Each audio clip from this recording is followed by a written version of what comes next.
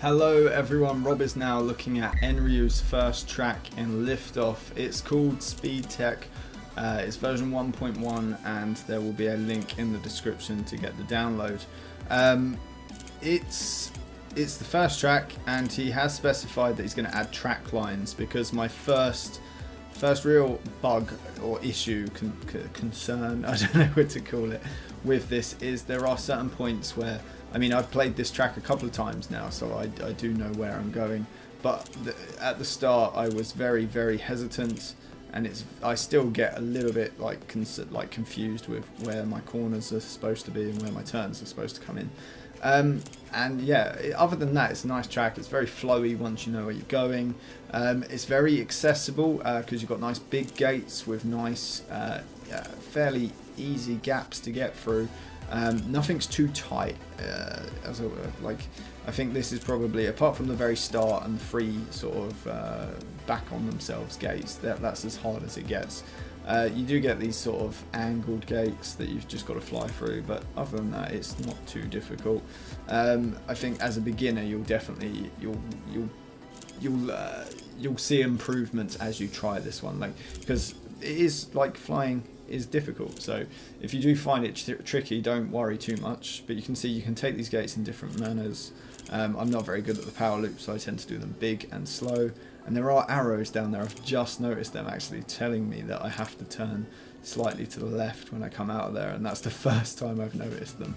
I do think it could benefit from like a track line sort of along the way. Not everywhere, because most of the time you can see the checkpoint ahead of time, but there are points just where it could be clearer. And like here, these turns could be a bit confusing, and I tended to find on my first couple of run-throughs I didn't know which way I had to turn, or even that I had to turn at all. My only other criticism is these long straight stretches where there's nothing to do, it's just full throttle. Because I am flying on a slightly slower setup than I would be using in a proper race, just for the sake of being a bit smoother on the video and a bit more consistent in not crashing, because I'm not going for the best time ever. So the long straight stretches get kind of dull when you're on a slower drone, and I don't think they're needed. Like, everyone can fly in a straight line. Like, it's just providing you've got a good controller. It's just, you let go. You just set the throttle and you're done. So yeah, I like it because it's got a bit of variety in what you've got to do. The tunnel's not too intimidating because it's quite big, but it's quite nice that you've got it there. And yeah, I like the track. It's definitely got good elements in it, and I'm looking forward to seeing what Enryu comes up with next time. So yeah, thanks Enryu, or Chris as he's known on the Facebook page. If you've not become a member, if you're on Facebook, then join the Liftoff Facebook page, because you'll see like a couple of new like updates just before they're announced and stuff, and you'll get like sneak peeks. And the community is really friendly and they'll help you out with things, so definitely join in on that. And yeah, I don't know what else to say on this one. Chris on the Facebook page has said he's going to be he's already working on another track, and he did want to put track lines in here. He just got a bit lazy and he might do it.